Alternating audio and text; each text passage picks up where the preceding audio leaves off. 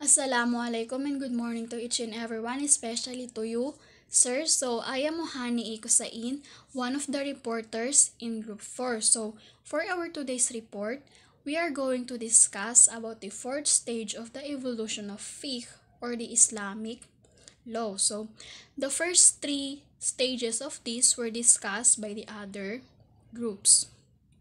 Okay, so this stage extends from approximately 750 CE to 950 CE and covers the rise of the Abbasid dynasty.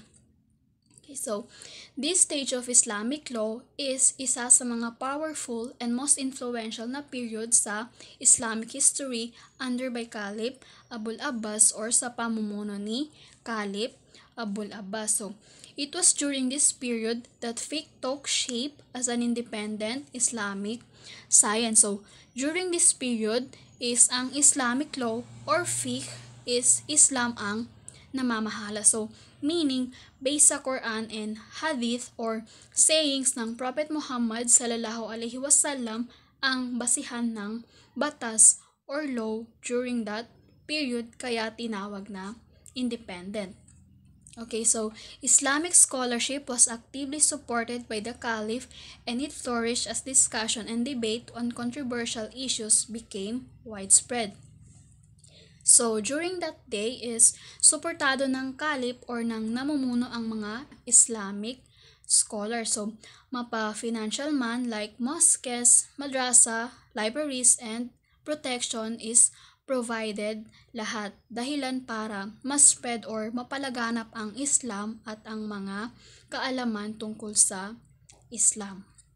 Okay, so by the end of the period, fiqh or Islamic law was divided into two sections. So, nahati sa dalawa ang Islamic law. So, first is ang usul fiqh or the fundamental principles. So, dito nakapaloob or based sa Quran, Hadith, and sayings of Prophet Muhammad sallallahu alaihi wasallam ang law or batas.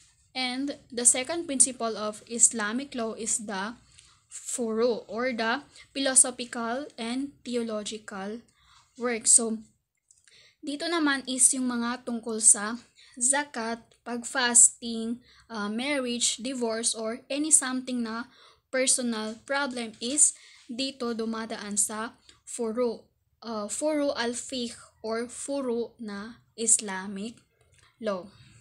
Okay, so now let's proceed to the development of fiqh.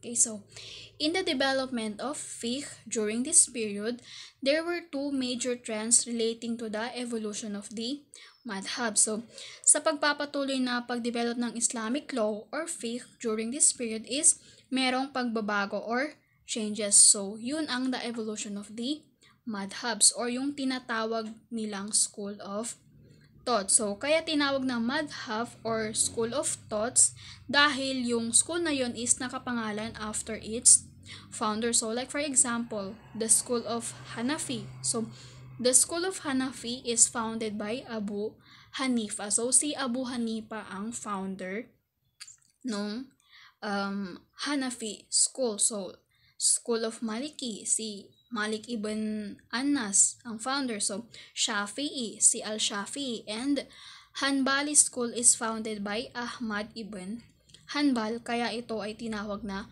madhab or school of thoughts. Okay, so the second trend covered a period following the death of major school of the madhabs.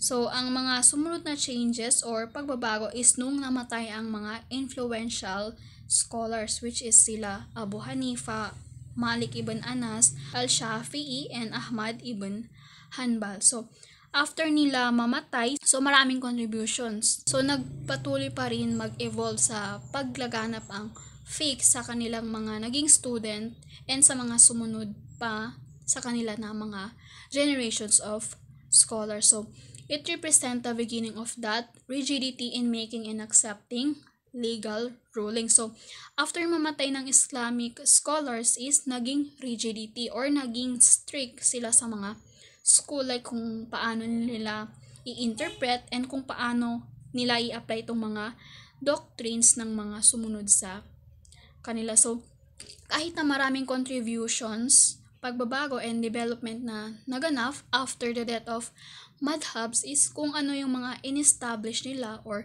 naitatag is preserve yun at walang binago at mababago doon. And it continues pa rin sa pag-guide ang mga fundamental principles na ginawa ng major madhabs. Okay, so the continuation of my report will be continued by my groupmates. So, doon po natin malalaman kung ano yung ibang nangyari and informations about this stage of fiqh or Islamic law. So, that's all for my report. Shukran and wasalam.